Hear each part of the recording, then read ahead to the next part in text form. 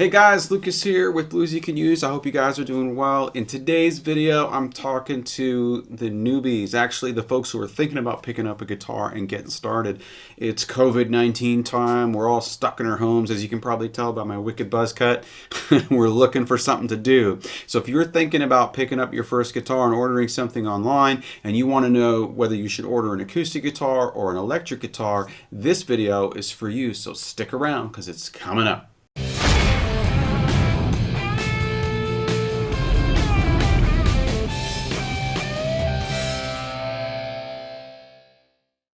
For those of you who are new to the channel, I offer over 35 years of guitar playing experience. I help you learn more about the instrument, how to play it, and the gear needed to do so. On this channel, I do gear reviews, tutorials, lessons, and much more. So if you're new here, please consider subscribing, and if you're a returning subscriber, thanks for your continued support. Now, when I was young and just getting going, it was widely suggested that the acoustic guitar was the only way to fly when you were getting started. Now, I also had an 85-year-old piano teacher who used to whack my knuckles with a ruler. Things change. And I would recommend right out of the gate that, generally speaking, an electric guitar is actually a much better way to get started. First of all, let's take a quick look at the fundamental differences between an electric guitar and an acoustic guitar. Obviously, an electric guitar requires an amplifier in order to make noise, which can be lots of fun. And an acoustic guitar relies on a large body with a sound hole to project the sound. Now, the challenge there is if you're a younger player, you tend to be smaller hands and so on, and these things tend to be fairly large. Now, you can get student versions as well, but they can be a little bit uncomfortable to sit with depending on how they're designed. You know, for example, this particular acoustic is heavy on the neck, so it does a neck dive when I sit down with it. It's not overly comfortable if you're a smaller person. If you're young and you're just learning, the extra effort of trying to get around an acoustic guitar just to sit with it can be a bit awkward. The other thing that's really noticeable on acoustic guitars is that the angles tend to be very harsh. You don't generally see a carved top or a carved surface. So when you're sitting with your arm over it, you know, again, if you're smaller, that can be really uncomfortable. Having this part of the body kind of digging into your arm, it may not be a comfortable experience. And the whole goal here when you're getting started is to have fun. It should be an enjoyable experience and something that, especially for kids and people who are beginners, they want to stick with. The reason 9 times out of 10 that people bail on guitar partway through is because it's physically difficult. And if you can do things to mitigate that physical discomfort, then it's much more likely that someone's going to stick with it. So if we look at an electric guitar right away, we notice that the body is significantly thinner. And a guitar like a Stratocaster by Fender that I'm holding here has some really nice contours to it as well. There's a contour cut here so that when I rest my arm on it, it's comfortable. There's a contour back here, it's called a belly cut, so that when you sit down with the guitar and the shape of it, it's very comfortable. It just feels like it's part of your body, and even a smaller person can deal with even a full-size electric guitar much more efficiently than they can with a full-size acoustic guitar. Now, of course, there are student versions of acoustic guitars as well that will have a smaller body size, but there will never be as small and comfortable as an electric guitar.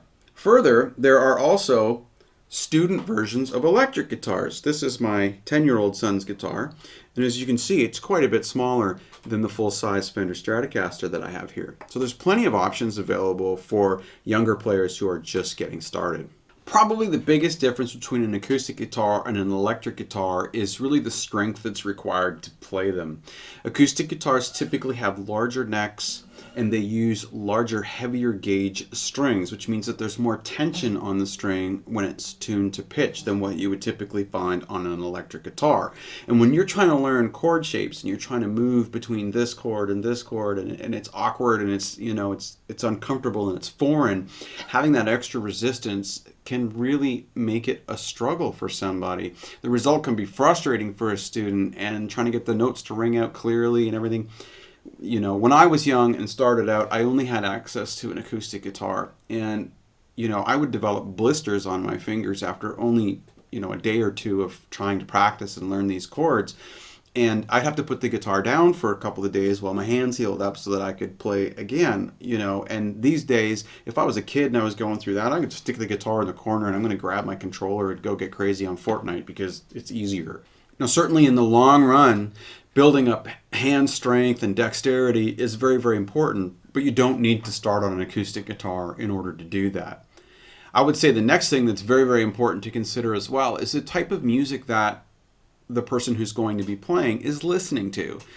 You know, if you want to learn to play AC/DC because AC/DC makes you want to, you know, throw the guitar on and, you know, gets you all pumped up and fired up, there's not a lot of point in buying an acoustic guitar because you're not going to be playing AC/DC on it necessarily. So it's important to buy an instrument that represents what inspired the person in the first place. That is a very big part of the overall piece of sticking with it. You need to be inspired. You need to want to pick it up and play it. And if you're going to be fighting with it, that inspiration is going to disappear pretty quickly. Now, the other thing I'll say, if you're a parent and you're purchasing a guitar for one of your kids, you know, oftentimes they think electric guitar, they think, oh my God, it's going to be loud, it's going to drive me nuts, and so on and so forth. The reality is that these days you can get practice amplifiers that have headphone jacks, or you can even connect a guitar straight to an iPad or an iPhone and use the sounds within GarageBand through your headphones. So it's really possible for, you know, little Johnny to be butchering Coldplay without you ever even having to hear it. With an acoustic guitar, though, there's no option to turn that down. You have to listen to it. You can strum a little softer, but the reality is you're going to hear it. And if it's annoying, you know, that's something you're going to have to put up with while they're learning.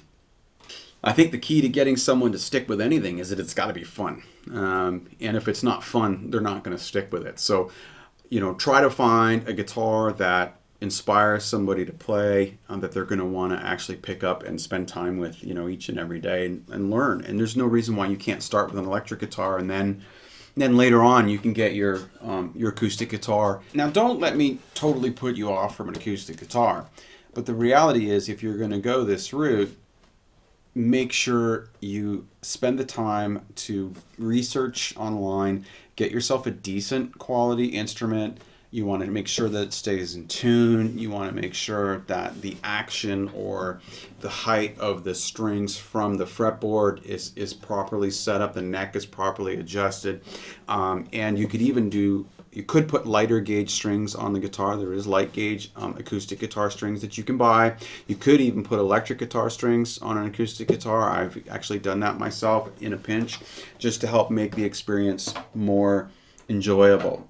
And certainly there are going to be folks out there who love acoustic music and want to do that. So that's a couple of little tips you can use to try to make that path a little bit easier for you. If you decide to go the route of an electric guitar, you're going to need to consider things like practice amps and, you know, maybe some headphones, things like that. There's lots and lots of options on the market today that are pretty inexpensive. You can get a quality beginner full-size electric guitar for a couple $100. And an amplifier for maybe even a bit less than that. Inspiration, the type of instrument that inspires them to play in the first place, comfort, ergonomics, you know, can they get around it, and playability. Those are really the three things that you want to make sure you take a look for. So first, guitar is often a very special thing, especially if you stick with it. It's something that tends to get a bit of a special place in your heart. I still have my first electric guitar that I bought a long, long time ago. So let me ask you guys, what was your first guitar? Was it an electric guitar or was it an acoustic guitar? I'll put a poll up here in the cards. Please feel free to click that and answer the questions and let me know. Also, in the next video that I'm going to do, I'm going to show you guys my boys' guitars. They each have student guitars, electric guitars, and I'm going to teach you guys a few things you can do to make those set up a little bit nicer and easier for the kids to play so that they're having lots of fun with them. So please consider subscribing to my channel and hit the bell to get notified next time I upload a new video. I'll leave you with a quote from the late great B.B. King. He said, "Once you learn something, nobody can take it away from you." Thanks for watching. Cheers.